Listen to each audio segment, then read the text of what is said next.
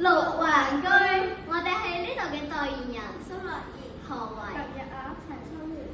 經過我哋嘅資料搜集，好嘅居住環境需要安全、衞生、舒適、便利。可持續性居民居住嘅環境定義為低碳環保、資源高效耐用同埋生態平衡。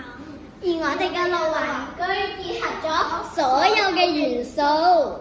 綠環居將會建設喺北部都會區，佢亦都係香港未來20至30年嘅重點發展中心，潛力無限啊！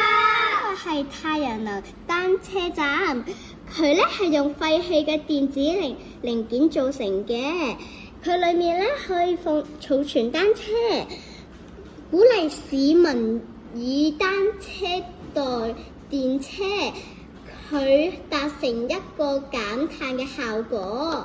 呢個係我哋嘅水力能，佢主要咧係用嚟收集雨水同埋已經過濾嘅污水。佢送入河流之後就會轉動呢個渦輪，轉動咗之後咧就會發電俾市民公用啦。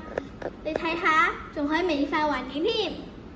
呢個係一個風能發電機，佢可以為市民提供能源，同埋上面嘅鳥巢可以為小鳥提供居所，融入大自然。為了保護小動物嘅安全，佢哋通常會睇唔到玻璃而撞死，所以咧我哋嘅玻璃咧係用咗黑色嘅。你哋唔使擔心啊，因為咧太陽仲會照射到室內，讓大家有陽光。呢度有啲蘋果樹，佢係我哋嘅綠化天台。居民除咗喺呢度居住外，仲會喺呢度種植和休息。呢個係我哋嘅電梯，佢用草皮嚟鋪面，可以容納好多人。主打係熱愛大自然同埋環保。